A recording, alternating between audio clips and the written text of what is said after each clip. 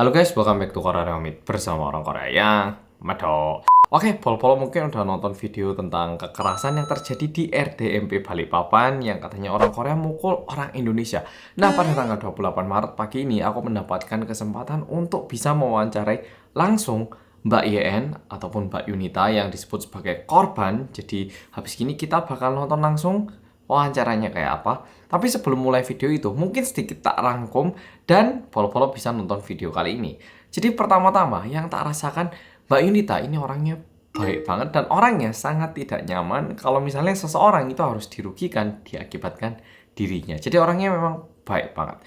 Kedua, Mr. P ini merupakan manajernya Mbak Yunita dan bisa dibilang lumayan akrab sama Mbak Yunita. Dan juga kalau berdasarkan Mbak Yunita, orangnya ini suka bercanda ataupun bergurau sama Mbak Yunita.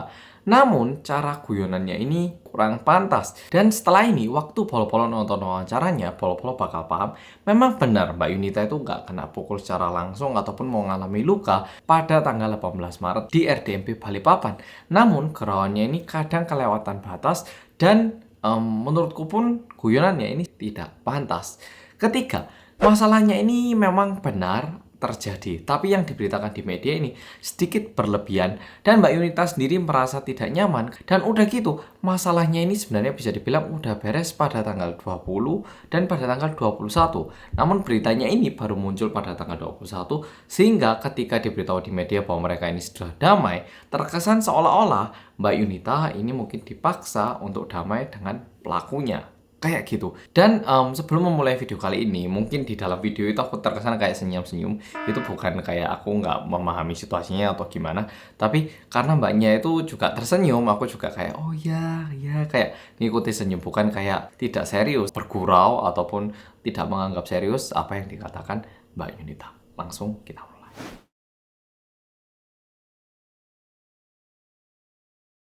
Oke, halo Mbak Yunita. Tahu saya kah? Saya YouTuber Hansol. Berhubungan dengan ini nih, kan kemarin itu saya sempat baca berita katanya ada kejadian rame di RDMP Balikpapan. Kalau di berita kan munculnya ada seorang tenaga kerja asing, lebih tepatnya orang Korea yang mukul perempuan berinisial YN gitu. Nah, dan hari ini setahu saya orang yang berinisial YN ini ada di sini. Apa betul mbaknya Mbak yang berinisial YN sama boleh perkenalkan diri mungkin? Perkenalkan, nama saya Yunita Sari. Mungkin bisa disebut dengan YN yang seperti yang ada di berita. Usianya berarti 24 betul ya? 23. Oh 23 malahan. Wah, oke oke.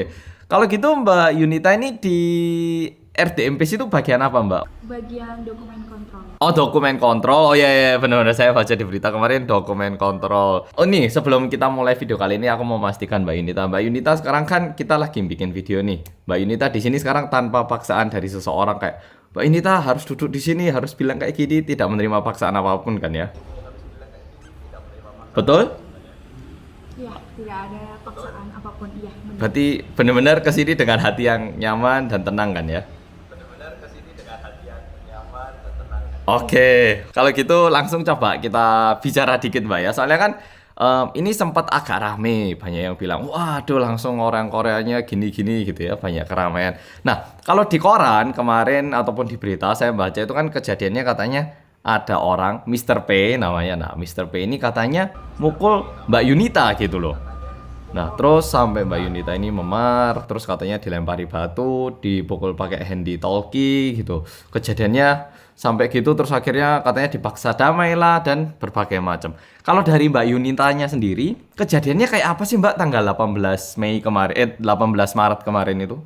Ya, saya izin menjelaskan kembali. Pada saat itu kan kondisinya itu kontainer atau office kami sedang dalam perbaikan. Jadi semua staf itu keluar dan di situ kondisinya kita tidak ada bekerja. Jadi saya dan bersama teman-teman itu duduk di depan kontainer. Nah, saya duduk di situ dan itu sedikit berjauhan sama manajer saya. Dan pada saat itu kan sore kalau nggak salah sekitar jam 5 itu pun mepet-mepet jam kita pulang, kita sudah capek di situ ya kondisinya. Dan waktu itu tiba-tiba bos saya tuh manggil nama saya dengan suara yang bisa dibilang suara yang tegas. Ya, cuman saya nggak notice sampai 3 kali manajer saya manggil, saya tetap nggak notice. Saya juga sempat tutup telinga saya karena itu kondisi juga udah capek banget, ini kenapa sih bos manggil-manggilnya kayak gitu. Habis itu mungkin karena saya nggak notice sampai 3 kali, akhirnya bos saya ngelemparin saya batu. Saya nggak tahu maksud itu bos saya seperti apa, cuman yang saya tahu di sini bos saya emang suka bercanda seperti itu. Bentar. Yuk, jangan bentar. Kameranya putus ini kayaknya. Oke. Ulang. Jadi tadi mbaknya dipanggil 3 kali dengan tegas, tapi mbaknya nggak dengar. Habis itu dilempar batu. Ini mbak, batu kan ada jenisnya. Ada batu gini, ada batu yang gini. Batunya yang kayak apa sih mbak? Terus ngelemparnya kayak gimana? Kalau ya pada saat itu sebenarnya saya juga nggak tahu itu batunya seberapa besar, seberapa kecil saya nggak tahu. Yang pastinya itu ada batu melayang, cuman nggak terkena sama saya. Seperti itu.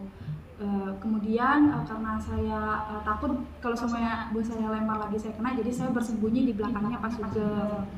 Oh, oke. Saya bersembunyi di belakangnya Pak Sugeng, ya. Dan saat itu saya juga nggak tahu ternyata bos saya menghampirin saya. Terus karena saya lihat bos saya menghampiri saya, ya saya lari. Dan bos saya ternyata ngejar saya. Terus kemudian dia meraih belakang saya, terus sedikit saya digoncangkan. Habis itu narik baju gini ya? Iya, sampai kan saya nggak tahu itu saya kondisinya nunduk gini, terus nggak tahu ada suara di helm saya nggak tahu itu dipukul pakai hati atau pakai tangan, saya nggak tahu karena saya punya kondisinya seperti ini, seperti itu. Suaranya cukup keras atau kayak sebatas duk gitu atau gimana? Lumayan Keras. Oh, oke. Oh, tapi kalau ini memang ini ya, bisa jadi orang yang di sebelah kaget gitu. Loh, kok tiba-tiba dak gitu mungkin ya, kalau terdengar suaranya.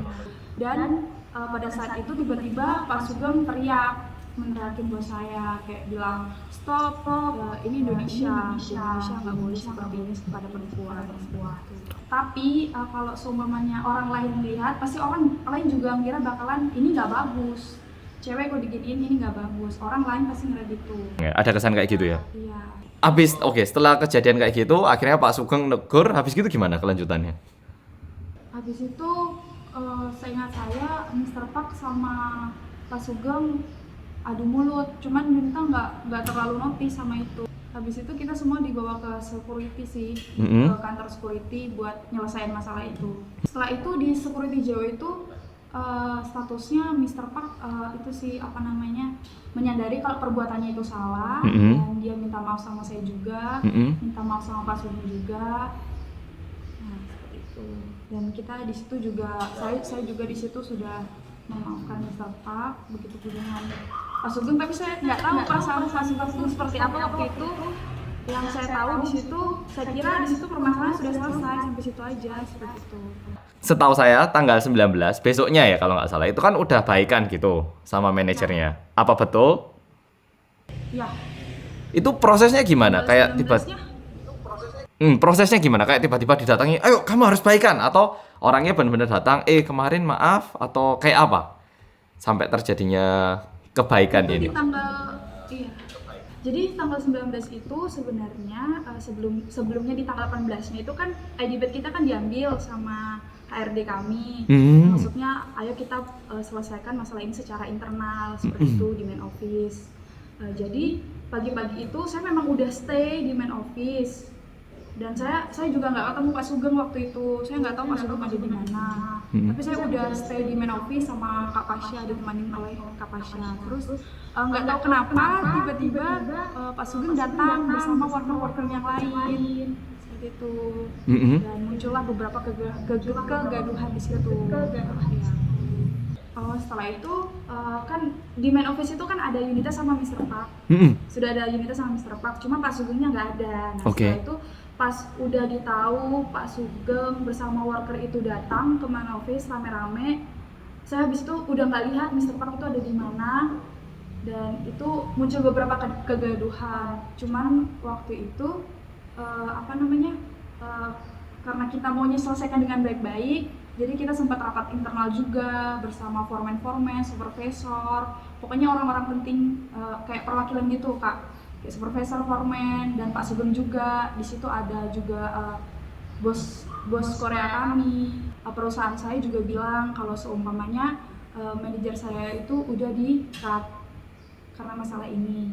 Di-cut, dipecat. Iya, maksudnya dipecat, iya udah dipecat. Terus waktu itu saya juga sempat laporin ke polisi tentang kasus ini. Nah, terus ada itu juga ada bos saya yang dari Jakarta yang sebelumnya bekerja juga sama-sama saya, dan itu pun bos saya itu juga kenal dekat sama saya. Jadi kayak pengen ketemu, pengen mendengar secara langsung kejadian itu seperti apa sama saya dan teman-teman. Nah, itu kondisinya saya ketemu Mr. Chung itu di kantor polisi. Jadi saya jelaskan, habis itu udah saya jelaskan, udah selesai. Kemudian Mr. Chung bilang, ini kan saya jauh-jauh dari Jakarta. Bagaimana kalau kita makan malam? Cuman makan malam ini bukan bermaksud apa-apa. Cuma ada hubungan seorang manajer sama karyawan itu aja. Di luar itu nggak ada bermaksud untuk nyogok saya atau apapun. Seperti itu sih. Setelah kejadiannya antara manajer sama Mbak Yunita, manajernya itu langsung dipecat ya sebenarnya? Iya, keesokan harinya langsung dipecat. Oke. Terus setelah itu mbaknya damai. Itu milih damai, kenapa? Kan mbaknya sempat ngelaporin Pak polisi gitu ya. Tapi yang akhirnya mbaknya merasa ya udahlah damai nggak apa-apa, itu apa yang bikin mbaknya berubah pikiran itu kenapa? Iya, itu tanggal berapa ya? Kalau nggak salah tanggal 20. Tanggal 20 itu saya kepikiran terus, maksudnya gini loh, Mr. Park nggak selamanya tuh jahat sama saya. Ada posisinya dia tuh baik, dia peduli sama saya, dia ngajarin banyak hal yang nggak saya tahu, gitu kan. Maksudnya gini, Tuhan aja mengampuni, masa saya enggak? Ya kan orang manusia kan bisa salah selamanya gitu. Tuh benar, ada kalanya tuh kita tuh kilap. Mungkin posisinya waktu itu kalau seumpamanya saya dari awal saya juga saling mengajarin culture Indonesia itu seperti apa, mungkin Mr. Park nggak mungkin melakukan hal seperti itu. Jadi saya dan keluarga memilih buat damai. Dan memberikan kesempatan kepada Mr. Park mungkin mau belajar lebih tentang Indonesia, seperti apa, jadi tidak akan terjadi hal seperti ini kedua kalinya. Tapi waktu itu damainya setelah dipecat tapi kan ya, jadi Mr. P udah dipecat, habis itu ya udah damai aja gitu ya. 20 gitu ya. Berarti masalahnya kan bisa dibilang kalau dari pendengaran saya tuh kayaknya setelah ada masalah, sudah ada aksi, yang satu udah mendapatkan kompensasi pecat, akhirnya mbaknya ya udahlah kita damai juga, toh kayaknya ini bisa diampuni gitu ya. Habis gitu kan tanggal 21 ini muncul berita Pak Sugeng yang di koran-koran gitu kan ya, yang bikin saya juga jadi tahu. Itu gimana ceritanya? Kok tiba-tiba lanjutnya ke berita itu? Iya, jadi kan waktu tanggal 20 malam itu kan karena saya udah sepakat sama keluarga memaafkan Mr. Park, saya menyuruh Mr. Chung, Mr. Park sama Mbak Rini buat datang ke rumah buat ketemu orang tua saya, buat menyampaikan kalau kami tuh udah selesai gitu ya, kami tuh udah memaafkan dan damai. Nah terus di situ dari pihak bos saya dan saya tuh udah janjian di situ kalau tanggal 21 tuh kita bakal ke kantor polisi buat sama-sama mencabut tuntutan saya. Pagi. Iya, jadi pagi-pagi itu malamnya sebelumnya tuh memang udah janjian Kak. Umpamanya tanggal 21 kita bakal sama-sama ke Polres. Itu kejadiannya tanggal 21 pagi. Nah, kemudian pas pagi itu Mr. Chung sudah datang, Kak Pasya sudah datang, semuanya sudah datang. Cuman nggak tahu kenapa tiba-tiba Pak Sugeng itu datang sama saya. Ya. Memang sebelumnya saya ada teleponan sama Pak Sugeng, cuman saya nggak pernah minta buat Pak Sugeng datang ke rumah. Saya cuma bilang sama Pak Sugeng, mohon maaf Pak Sugeng, saya nggak bisa melanjutin ini, maksudnya tuntutan ini. Saya lebih memilih untuk memaafkan daripada untuk menghakimi secara manusiawi seperti itu. Jadi terus tiba-tiba ya Pak Sugengnya datang, sempat memeluk saya juga. Terus habis itu nggak tahu dia ribut gitu. Jadi tiba-tiba Pak Sugeng datang dan kayak bilang di depan media gini gitu ya, akhirnya diberitakan gitu ya, betul ya? Iya, tapi kalau yang saya baca di berita itu, yang di koran tuh nggak semuanya benar Kak. Yang salah apa nih? Lebih-lebih kan, iya nggak seperti itu. Yang di koran tanggal 21 tuh nggak seperti itu. Yang salah apa nih? Setelah Mbak Yunita baca di koran, yang salah diberitakan apa nih? Saya yang pertama tuh kalau yang saya ketemu sama Mr. Chung, Mr. Pak dan Mbak Rini itu emang sudah direncanakan. Saya nggak pernah dipaksa buat damai, itu saya nggak pernah dipaksa. Dan yang kedua, saat kondisi itu saya nggak merasa ketakutan karena kan memang malamnya sudah direncanakan kalau saya akan bertemu dengan Mr. Chung.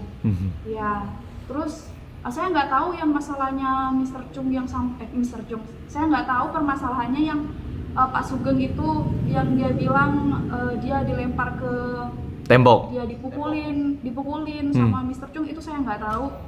Yang saya lihat di situ Mr. Chung cuma peluk Mr. Chung cuma peluk Pak Sugeng aja. Peluk ini oke, bisa ini kalau peluk kan, kalau kita mikirnya peluk kan gini, tapi bisa jadi mungkin kayak tahan-tahanan gitu ya, mungkin sebatas itu gitu ya, bisa jadi. Oke. Tapi ini kan nggak tahu yang masalah itu. Iya, oke, nggak tahu. Kalau gitu di TKP kan kita bilangnya TKP ya, soalnya itu yang bikin di tanggal 18 itu emang betul Mbak Yunita itu sampai memar, terus kepalanya dipukul sampai pakai handy talkie, itu gimana? Itu betul nggak kekerasan di tempat kerja? Kan Yunita pakai helm waktu itu.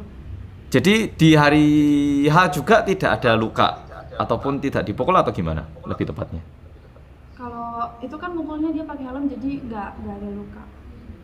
Oke, tapi mukulnya itu kayak gitu atau kayak jangan kayak gitu atau gimana kesannya? Itu Yunita nggak tahu ya, soalnya kan saya nunduk gini. Oh, nggak lihat jelas ada ya? Suara dari atas, iya. Yunita nggak tahu. Terus setelah kejadian ini Mbak Yunita udah pernah kontak Pak Sugeng nggak? Kayak Pak Sugeng kok tiba-tiba diberitakan gini gimana? Atau pernah ngomong-ngomong setelah tanggal 21 itu, setelah tanggal 21?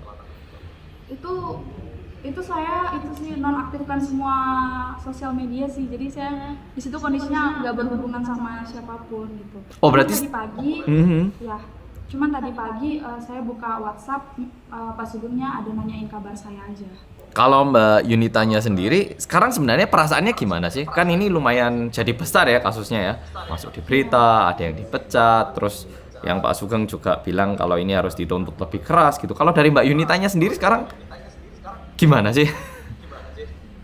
Sebelumnya tuh saya stres tuh karena baca koran, kok beritanya kok jadi seperti ini. Maksudnya kayak ini kan sudah damai, kenapa kok malah tambah besar? Itu sebenarnya yang buat saya stres itu ya baca berita-berita di media seperti itu, Kak. Pastinya kayak gitu. Kalau dari harapan Mbak Yunitanya sendiri nih, misalnya Mbak Yunita punya kontrol penuh gitu ya, pinginnya gimana Mbak? Kejadiannya ini paling perfect itu kayak apa? Paling sempurna itu diselesaikan kayak gimana sih sebenarnya? Maksudnya gini, katakanlah yang jujur gitu, katakan yang sebenarnya. Kalau ini tuh sebenarnya masalahnya bisa dibicarakan dengan baik-baik, dengan kepala yang dingin. Kita kan sama-sama manusia, manusia saling membutuhkan satu sama yang lain. Kalau bisa masalah ini, tolong jangan dilebih-lebihkan, tolong jangan dikurang-kurangin. Kalau bisa diselesaikan dengan secara baik, dengan ngomong yang baik, kepala yang dingin, saya pasti yakin masalah ini nggak bakalan sebesar itu. Sekali lagi nih saya mau tanya, kalau bisa dibilang mulai tanggal 18 dan seterusnya itu nggak pernah Mbak Yunita merasa dipukul gitu ya, nggak pernah? Nggak ada. Luka pun nggak ada berarti di ya? tanggal 18 itu terakhir sudah saya, maksudnya udah nggak berhubungan nggak ada komunikasi sama Mr. Pak juga, ketemu juga kayaknya nggak ada deh. Oh, berarti oke. Kan banyak orang ngiranya Mbak Yunita ini dipukul kepalanya, memar lalu dilempari batu Nggak ada sih. Nggak ada ya? Nggak. Loh, tapi kok bisa? Soalnya kan saya waktu pakai helm, ya. Berarti kalau orang tua Mbak Yunita, keluarga itu semua udah kayak, loh kok ini sekarang malah rame sih di media, malah kayak gitu ya kesannya sekarang? Itu sih yang kita kok kecewa kok. Ini kan sebenarnya masalah tuh udah selesai, cuman kok ada masalah lagi, apalagi dan itu menyangkut nama saya, nama keluarga saya, bahkan TKP-nya tuh di rumah saya gitu. Sama ini banyak yang bilang di internet ya, kalau aku baca, maaf meskipun nggak mau baca karena pasti nggak nyaman bacanya. Itu cukup banyak yang bilang, wah ini pasti korbannya ini dikasih uang, ini dipaksa untuk damai gitu. Apakah Mbak Yunita itu dibayar atau ada paksaan gimana? Sama sekali enggak ya, itu memang tulus dari hati kami buat memaafkan Mr. Pak. Berarti nggak ada kayak tiba-tiba dikasih uang atau gimana? Karena kalau di berita ini kan kesannya tanggal 21 ini muncul di berita, habis gitu beberapa hari setelah itu udah damai gitu kan ya. Jadi kesannya orang-orang ngiranya, wah ini karena ramai di berita, tiba-tiba damai mendadak gitu. Ada yang mikir kayak gitu. Tapi sebenarnya enggak ya, udah damai sebelumnya gitu ya. Enggak sama sekali enggak ada. Oh, oke. Kalau gitu ini nih sama karena cukup banyak sekarang netizen sama mungkin warga di Balikpapan juga yang berpikiran ataupun masih kurang paham gitu sama situasinya. Mungkin ada yang pengen disampaikan sama Mbak Yunita kepada orang-orang yang mungkin sekarang masih bingung sama situasinya gini. Jangan terlalu percaya sama satu orang. Misalnya kalau pengen tahu kebenarannya bisa langsung tanya sama saya gitu loh. Wah. Ya, maksudnya jangan terlalu percaya sama media, sama apa kata orang, gitu. Karena nggak semuanya yang Beritakan itu benar. Ya, saya cuma ingin menyampaikan kalau permasalahan saya sama manajer saya itu sudah clear, betul-betul damai. Tolong jangan dibesar-besarkan lagi, tolong jangan maksudnya diaduk-aduk lagi, maksudnya dibahas-bahas terus. Karena menurut saya hal-hal yang seperti itu yang membuat saya tuh semakin tertekan, semakin stres. Mungkin dengan seperti itu bos saya lebih belajar lagi, lebih berhati-hati lagi. Betul. Mbak Yunita dan sekeluarga itu udah bener-bener damai ya, udah bener-bener. Iya. Nggak ada rasa dendam sedikit pun kayak terpaksa gitu, tidak ya? Nggak ada. Oke, ini mbaknya di Balikpapan ya sekarang ya? Iya, di Balikpapan. Oke, hari ini apakah sehat? Puji Tuhan sehat. Puji Tuhan sehat. Aduh, ya udahlah, kayaknya itu aja pertanyaan dari saya. Terima kasih banyak Mbak Yunita udah mau menjawab berbagai pertanyaan dan juga semoga warga Balikpapan dan juga netizen yang baca ini ya jadi reda setelah mendengar langsung dari Mbak Yunita. Soalnya kan Mbak Yunita nggak pernah kan ya muncul di berita untuk bilang langsung. Ya pernah. Oh iya, tapi kenapa nggak pernah bilang Mbak di depan media gitu? Apa kan aku yakin pasti banyak yang hubungi dari reporter lah gitu. Ya. Cuman masih belum siap aja. Tapi kali ini siap kah? Nggak ada paksaan kah? Saya takutnya. Iya. Oke. Masalahnya udah selesai gitu loh. Oke, udah selesai ya. Berarti nggak kan ya kalau video ini nanti tiba-tiba saya melihat berita saya sebenarnya waktu itu dipaksa untuk video call sama Mas Hanso gitu, enggak kan ya? Tulus kan ya? Oke, kayak gitu aja kayaknya. Makasih Mbak Yunita hari ini selalu jaga kesehatan. Oke, Mbak Yunita, mungkin ada yang mau disampaikan? Udah nggak ada? Cukup? Ya, saya mengucapkan terima kasih kepada teman-teman saya yang selama ini mendukung saya. Saya juga mengucapkan terima kasih kepada Pak Sugeng yang sempat mendampingi saya. Saya tahu Pak Sugeng pasti mempunyai niat yang baik. Ya, ke depannya. Dan saya harap masalah ini sudah cukup sampai sini aja. Nggak usah dibesar-besarkan lagi. Dan kita di sini sama-sama belajar untuk mengampuni, untuk baik sama orang seperti itu dan belajar sama-sama. Oke, sudah cukup? Oke, makasih banyak Mbak Yunita. Oke, Polo, makasih udah nonton video kali ini. Dan juga aku pengen mengucapkan makasih kepada Mbak Yunita yang sudah memberi kesempatan dan mau ngomong langsung di depan kamera. Oke, Polo, makasih udah nonton video kali ini. Dan sampai jumpa di video berikutnya dengan berita yang